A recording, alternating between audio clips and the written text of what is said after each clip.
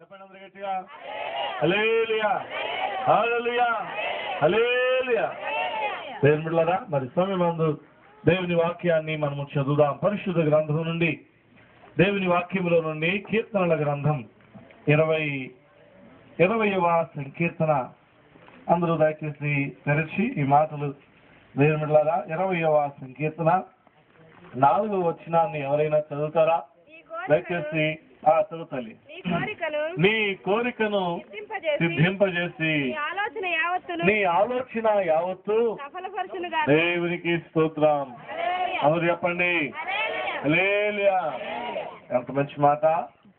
దేవుడి మాటను మన జీవితానికి అన్వయం చేయక మునుపు చిన్న మాట ప్రార్థన చేద్దాం. మా యందు మిక్కిలి ప్రేమ కలిగిన దేవా, నీ నామమునకు వందనాలు. స్వామి, సహాయం చేయండి. ఈ రాత్రి నీ పిల్లలు ఎదుట నేను నిలవబడి ఉన్నాను.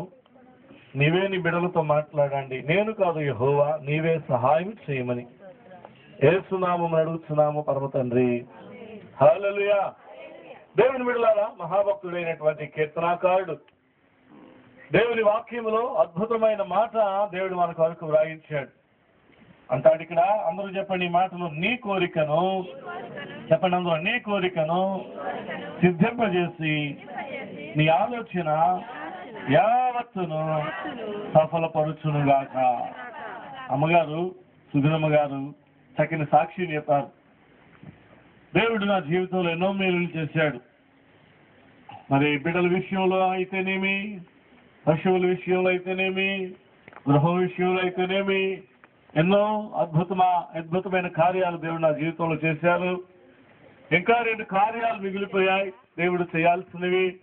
అవి చేసిన తర్వాత మరలా ఇలాంటి పెద్ద సభ కూటాన్ని ఏర్పాటు చేసుకుంటారని అమ్మగారు చాలా చక్కని మాటలు మనకి తెలియజేశారు. దేవునికి స్తోత్రం.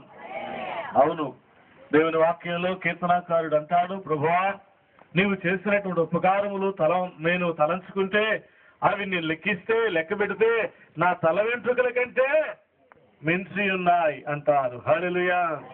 దేవుడు ఎన్నో మేళ్ళు, ఎన్నో ఉపకారాలు, ఎన్నో అద్భుత కార్యాలు, ఎన్నో సూచక క్రియలు, ఎన్నో దేవుడులారా మరి కార్యక్రమాలు దేవుడు మన పట్ల, మన పిల్లల పట్ల, మన యజమానుల పట్ల, మన కుటుంబం పట్ల, మన పరిసరాల పట్ల దేవుడు జరిగిస్తూ ఉన్నాడు. ఈ రాత్రి నీ ఆలోచన యావత్తును, నువ్వేదైతే ఆలోచిస్తున్నావో, నీ బుర్రలోనికి ఏదైతే ఆలోచన వస్తుందో, ఏ తలంపు అయితే నీ జీవితంలోనికి వస్తుందో, ఆ ఆలోచన అంతటిని దేవుడు సిద్ధింపజేయడానికి దేవుడులా ప్రభు ఇష్టపడుతున్నాడు. హల్లెలూయా, హల్లెలూయా.